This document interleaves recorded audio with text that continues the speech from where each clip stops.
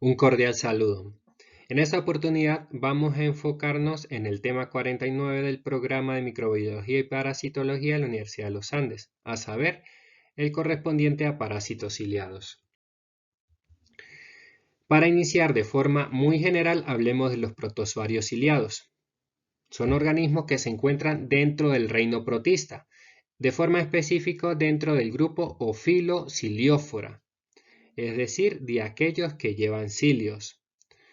Está conformado este grupo de los Ciliófora por unas 3.500 especies más o menos, es uno de los grupos más importantes dentro de todos los protozoarios, son cosmopolitas, es decir, que los podemos encontrar prácticamente en cualquier lugar, son móviles, lógicamente gracias a su característica identificativa, es decir, a los cilios, y suelen ser protozoarios bastante grandes, incluso algunos de hasta 2 milímetros.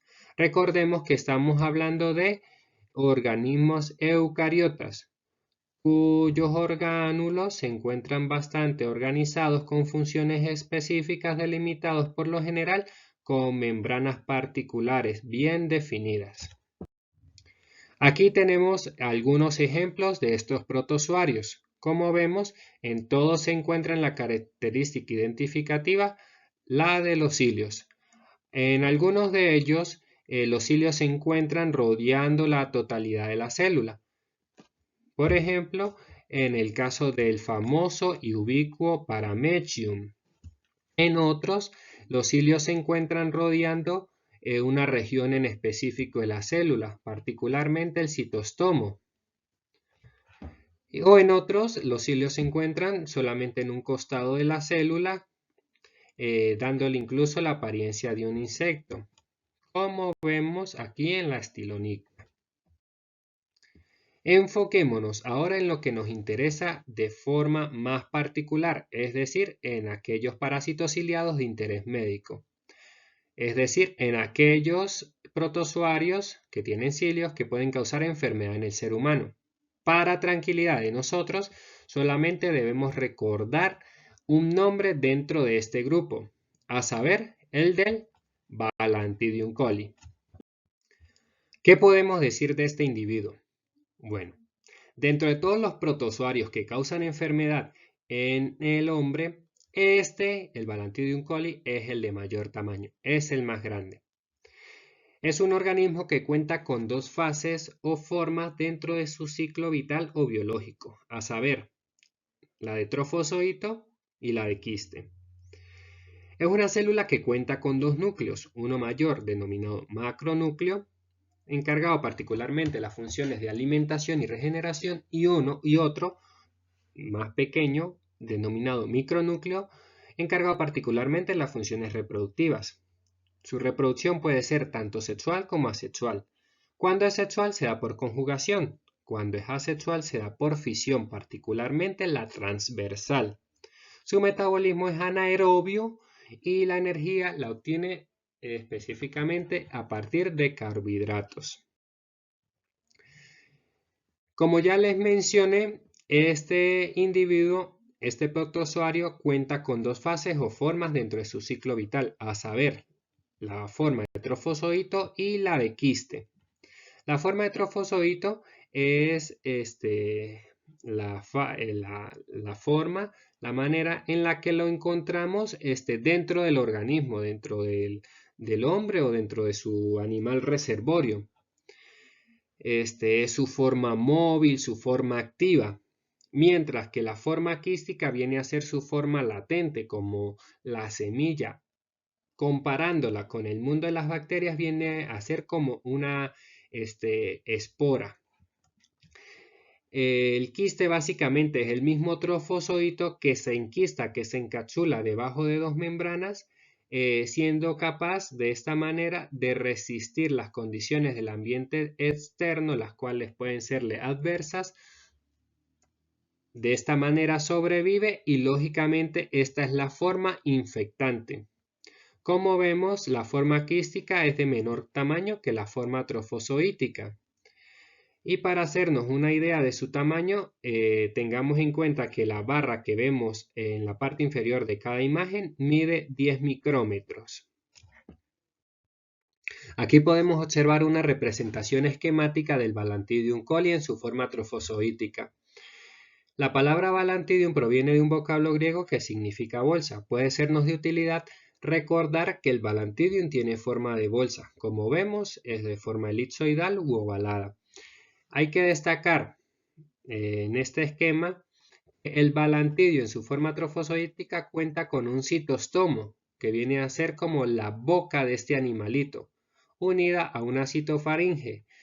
A través de la citofaringe pasan los alimentos o sustancias que él incorpora y llegan a vesículas digestivas, en donde esas diferentes sustancias son degradadas y a partir de las cuales incorpora lo que le sirve y lo que no es transportado a través de esas mismas vacuolas hasta el citopigio o citoprocto, que viene a ser como el ano del protozoario.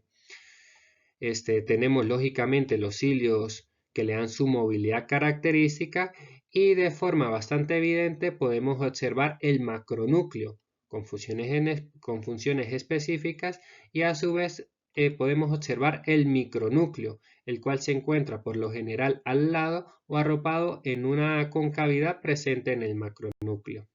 Sus funciones particularmente son reproductivas. Aquí podemos ver las mismas partes, pero aplicadas a imágenes de microscopía óptica. Sus cilios característicos, por un lado, por el lado más puntiagudo, inferimos que se encuentra el citostomo y el lado contrario, el citopigio, el macronúcleo, el micronúcleo y las diferentes vacuolas o vesículas. La forma quística se caracteriza por ser esférica o elipsoidal. Su diámetro evidentemente es menor que la que posee el trofozoito. Posee una doble membrana gruesa que le da la capacidad de resistir condiciones adversas en el ambiente exterior.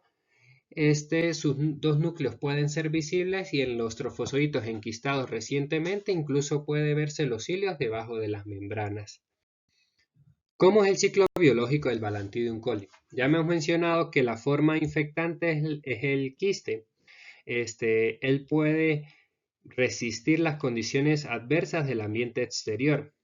Puede ser ingerido por los diferentes animales reservorios y llevar a cabo su ciclo vital en ellos, o puede contaminar los alimentos y las bebidas que son consumidas por el ser humano. El quiste es ingerido por el individuo, empieza su viaje por el tracto digestivo del hombre. Una vez que pasa el estómago, eclosiona el trofozoito debido a que las paredes del quiste se rompen, se destruyen por acción de los jugos gástricos. Por motilidad propia, el trofozoito se desplaza a través de todo el intestino delgado hasta colonizar el colon, donde vive a sus anchas. Una vez ahí se reproduce, ya sea por fisión transversal o por conjugación, crece el número de protozoarios, puede llevar a cabo los efectos patológicos de la balantidiosis mediante diferentes mecanismos, y ya cuando llega a las porciones finales del intestino grueso, debido a que son zonas en donde la desecación es mayor, el trofozoito suele enquistarse para salir al ambiente externo como quiste e iniciar nuevamente el ciclo. Cuando hay casos de diarrea o en condiciones de infección sin mayores complicaciones, el individuo puede eliminar también formas trofozoíticas, pero las formas trofozoíticas no resisten las condiciones del ambiente externo y no son viables por mucho tiempo. Diferentes seres vivos pueden fungir como reservorios de este protozoario, tales como el ganado porcino, roedores, algunos homínidos, como por ejemplo los chimpancés, y pues lógicamente el ser humano.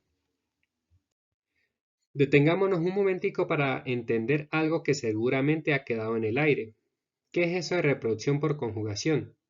Ya hemos mencionado que es un método reproductivo sexual que se da en estos protozoarios. Consiste básicamente en que dos especímenes se unen físicamente a través de sus membranas, desintegran sus macronúcleos, los micronúcleos se dividen dentro de cada célula y para posteriormente intercambiarlos entre sí. Este tipo de reproducción se da para garantizar una mayor variabilidad genética en la especie. Una vez que han intercambiado material genético, ellos se separan nuevamente. Ya cada célula por separado sintetiza sus macronúcleos respectivos y cada paranúcleo, es decir, el conjunto de un micronúcleo y macronúcleo, se divide 2 veces sucesivas, de tal forma que cada ciliado inicialmente origina 2 ciliados más y luego cada uno de esos ciliados, es decir, de esos 4 ciliados, origina otros 2 más para un total de 8 ciliados, es decir, unos 4 ciliados por cada célula conjugada inicialmente. Podemos entender a partir de lo explicado en este mecanismo de conjugación por qué decíamos que el micronúcleo tiene funciones particularmente reproductivas. La infección por Balantidium coli se denomina balantidiosis y esta puede presentarse de 3 formas diferentes. Una asintomática, en donde los huéspedes son portadores, pero no manifiestan mayores molestias, sino simplemente sirven como reservorios.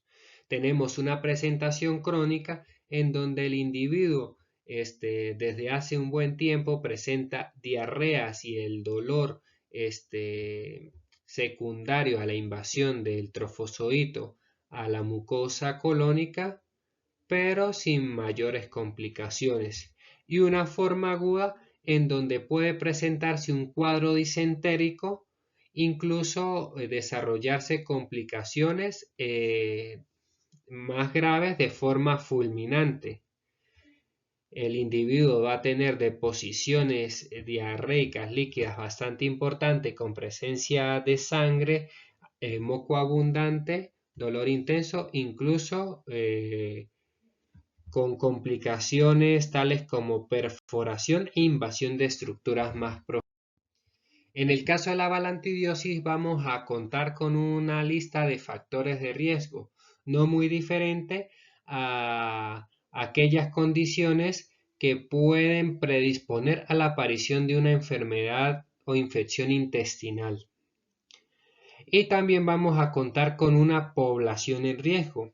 Lógicamente van a ser aquellas personas que se encuentran en estrecho contacto con animales que pueden servir como reservorios a este protozoario, específicamente criadores de ganado porcino y trabajadores de zoológico u otras personas que se encuentran muy cerca de potenciales reservorios.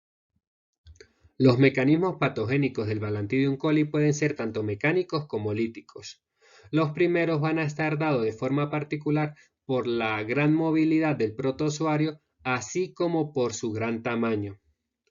Al crecer la parasitosis dentro del colon, la reabsorción va a ser inadecuada para el agua, lo cual va a propiciar la aparición de diarreas. Por su parte, los mecanismos líticos van a estar dados por la presencia de diferentes enzimas que van a ser las responsables de la degradación de la mucosa y de los tejidos subyacentes.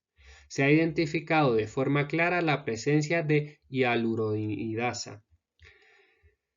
Aparte, el alto grado de multiplicación y de adaptación que tiene este protozoario va a conllevar a mayor parasitismo. La balantidiosis puede conllevar a la aparición de diferentes cuadros clínicos y de sus manifestaciones respectivas. Lógicamente, si el parásito va a habitar en el colon, puede llegar a producir colitis, la cual va a venir a manifestarse por diarrea, disentería en los casos más agudos e incluso inflamación catarral. También, cuando la balantidiosis ataca de forma específica el apéndice, puede llegarse a producir apendicitis. Cuando la balantidiosis logra traspasar las barreras impuestas por la mucosa colónica y pasa hacia estructuras más profundas, puede llegar a presentarse casos de perforación y de peritonitis. E incluso ir todavía más allá. Otras posibles balantidiasis extraintestinales puede darse en pulmones, en hígados, en ganglios mesentéricos, incluso llegar a infectar directamente las vías urinarias, produciendo infecciones urinarias atípicas o infecciones ginecológicas. Aquí les dejo un caso fatal que encontré de balantidiosis. El paciente presentó una colitis con áreas de necrosis, con posterior perforación, posterior peritonitis, incluso con neumoperitoneo y finalmente la muerte. Ciertamente estos casos no son los más comunes. Sin embargo, pues es conveniente que sepan que puede llegarse a presentar por infección por balantidios. ¿Con qué opciones terapéuticas contamos en caso de balantidiasis? Bueno, podemos echar mano de la tetraciclina 500 miligramos 4 veces al día por 10 días, pero esta no debe usarse en embarazadas ni en niños menores a 8 años. Podemos usar también 750 miligramos de metronidazol 3 veces al día por 5 días. Podemos incluso utilizar doxiciclina 100 miligramos una vez al día por una duración entre 10 a 14 días en portadores. Y un tratamiento de 20 días nos garantizará la erradicación de los balantidios en pacientes con SIDA. Y otra opción puede ser la oxitetraciclina 600 miligramos 4 veces al día por una duración comprendida entre 10 a 14 días. Para finalizar, quisiera resaltar que tanto la amibiasis como la balantidiasis se parecen en sus manifestaciones clínicas. Ciertamente la amibiasis es una entidad patológica producida por protozoarios a nivel del tracto gastrointestinal muchísimo más frecuente que la balantidiasis.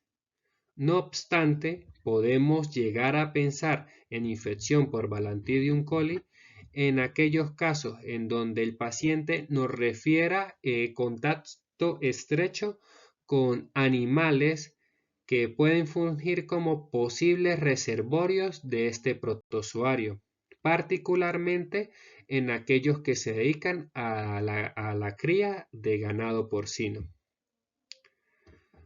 Muchísimas gracias.